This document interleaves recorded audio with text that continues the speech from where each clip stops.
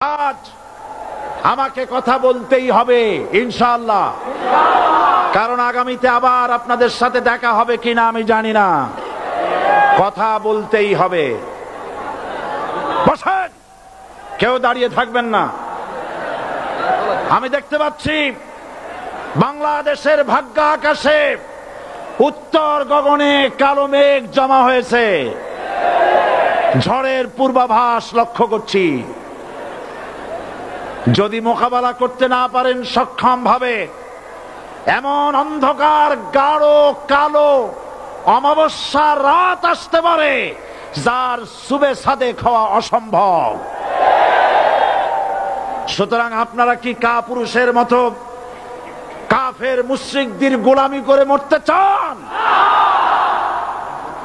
বিড়ালের মতো 500 বছর বেঁচে থাকার কোনো লাভ নাই। সিংহের মতো 1 ঘন্টা বাঁচতে চাই। আমাদেরকে বলা হয় সাম্প্রদায়িক উস্কানিমূলক কথা নাকি আমি বলি। পত্রপত্রিকা দিছে না তারা? সাম্প্রদায়িক উস্কানি কথা, সাম্প্রদায়িক উস্কানিমূলক কথা বলি। সেই জন্যই বোধহয় শত শত মুসলিম আমাদের কাছে এসে মুসলমান হয়। মানুষে আর বোকা বানানো যাবে না। যাবে কি? আর বোকা বানানো যাবে? তারপর বলছে কি? এরপরে বলছে আমাকে বলছে রাজাকার। শুনে রাখো চট্টগ্রামের লক্ষ লক্ষ জনতা, পার্লামেন্টে যখন আমাকে এই কথা বলা হয়েছিল, আমার পার্লামেন্টের কলিগ জাফরুল্লাহ চৌধুরী সাহেব বসে আছেন এখানে। হ্যাঁ, জাফরুল ইসলাম চৌধুরী বসে আছেন পাশে। প্রধানমন্ত্রী সুদ্ধা, অন্তত 3 শতাধিক পার্লামেন্টের সম্মানিত সদস্যরা সেদিন বসা। 1997 সনের বাজেট বক্তৃতা যখন আমি করতেছিলাম, ডক্টর কুদরতে খোদা, নাম রাখছে কুদরতে খোদা, আসলে গজবে খোদা। এই লোকটি নাস্তিক, ইসলামের চূড়ান্ত দুশমন। তার প্রণীত শিক্ষা ব্যবস্থার যখন সমালোচনা করছিলাম, ট্রেজারি বেঞ্চ থেকে আমাকে বলা হলো রাজাকার। আমি আমার সমস্ত শক্তি একত্রিত করে বলেছিলাম শুধুমাত্র হিন্দুস্তানের রাজাকারেরাই আমাকে রাজাকার বলতে পারে। আমি বলেছিলাম 1973 সন পর্যন্ত আমি বাংলাদেশের কোন রাজনৈতিক দলের নেতা এবং কর্মী ছিলাম না। আমি রাজাকার নই।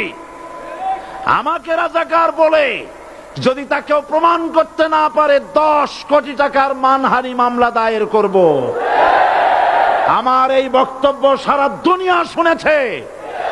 পার্লামেন্টে আমার এই বক্তব্য রেকর্ড হয়ে আছে। সেদিন 3 শতাধিক পার্লামেন্ট মেম্বারের কেউ আমার চ্যালেঞ্জ গ্রহণ করেন নাই। যে কোনো ব্যক্তি পার্লামেন্টে গিয়ে আমার বক্তৃতা দেখে আসতে পারেন। এরপরে 1997 সনের 7ই অক্টোবর দৈনিক জনকণ্ঠ পত্রিকা যখন আমার বিরুদ্ধে লিখলো, সেই পত্রিকায় সাইদির ওপেন চ্যালেঞ্জ 8ম পাতা, 1997 7ই অক্টোবর, এত বড় 2 কলমে হেডিং। সেখানে আমি বলেছি বাংলাদেশের সকল সাংবাদিক, গোয়েন্দা বিভাগ, বাংলাদেশের সকল বুদ্ধিজীবীকে আমি আমার পিরোজপুরে আমন্ত্রণ করছি। আমার উপস্থিতিতে যদি কেউ প্রমাণ করতে পারে বাংলাদেশের স্বাধীনতা যুদ্ধের বিরুদ্ধে আমার কোনো ভূমিকা ছিল, সজ্ঞানে স্বেচ্ছায় জাতীয় সংসদের সদস্য পদ থেকে পদত্যাগ করব। 3 বছর পার হয়ে গেছে, আজ পর্যন্ত কেউ এই চ্যালেঞ্জের মোকাবেলা করে নাই। সুতরাং আমাকে যারা রাজাকার বলবে তারা পিতৃ পরিচয়হীন অবৈধ সন্তান। 1971 সনের, শোনো মুসলমানেরা, 1971 সনের কোন কাদা সাইদির গায়ে লাগে নাই। আমাকে রাজাকার বলে জনগণ থেকে বিচ্ছিন্ন করবা। জনগণ থেকে আমারে বিচ্ছিন্ন করা যাবে না, কারণ এই জনগণ আমার জন্য আসে না, এই জনগণ আসে আল্লাহর কোরআনের জন্য।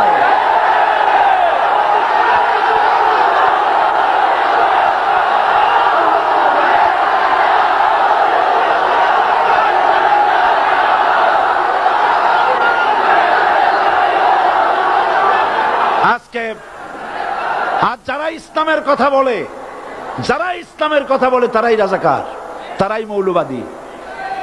মৌলবাদী বললে আমরা অসন্তুষ্ট হই না, কারণ মৌলবাদী শব্দটা আসছে মূল থেকে। মৌল শব্দ এসেছে মূল থেকে। মূলবাদী তার মানে যারা মূলে আছে। মূল হলো কোরআন, মূল হলো হাদিস, মূল হলেন আল্লাহ, মূল হলেন আল্লাহ রসুল। আমরা আছি মূলে। এখন বলেন তো মূলের শক্তি বেশি না আগার শক্তি বেশি? আমাদের যারা মৌলবাদী বলে ওরা হলো আগাবাদী। মূলে আছে কত কোটি? 12 কোটি। মূলে আছে কত কোটি?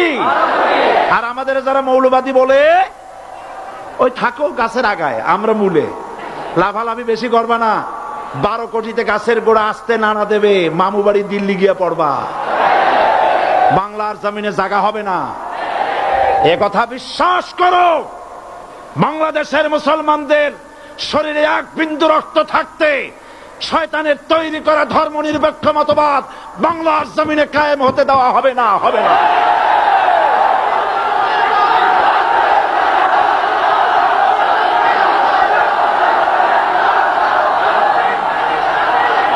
রাসূল করিম সাল্লাল্লাহু আলাইহি ওয়াসাল্লাম কোরআন প্রতিষ্ঠার জন্য আন্দোলন করেছিলেন। আয়াতুল কুরসি আমাদের সে কথাই শিখেছে। আল্লাহ রাব্বুল আলামিন বলেন, আল্লাহু লা ইলাহা ইল্লা হুয়াল হাইয়ুল কাইয়ুম। প্রাণ খুলে পড়েন, আল্লাহু লা ইলাহা ইল্লা হুয়াল হাইয়ুল কাইয়ুম।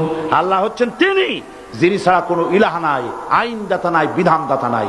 আমরা মানুষের তৈরি করা আইন মানি না। 12 কোটি মুসলমানের দেশে আইন তৈরি করবে মানুষ, আমরা মানব না। পার্লামেন্টে তৈরি হতে হবে কোরআন দিয়ে, পার্লামেন্টে আইন তৈরি হতে হবে কোরআন দিয়ে। সুতরাং ভয় যতই পান আর যতই ষড়যন্ত্র করেন, 4 দল যখন একত্রিত হয়েছে, ঐক্যবদ্ধ থাকবে, সরকার ঐক্যবদ্ধভাবে গঠন হবে, নির্বাচন ঐক্যবদ্ধভাবে হবে এবং কোরআন হবে, আল কোরআনের পার্লামেন্ট হবে বাংলাদেশে।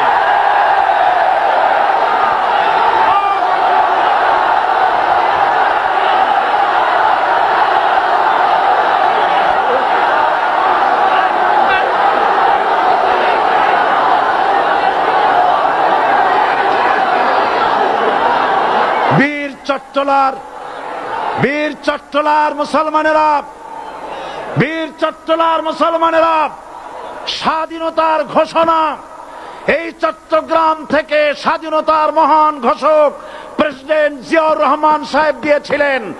এই চট্টগ্রাম থেকেই ইসলামী রাষ্ট্রের ঘোষণা হবে।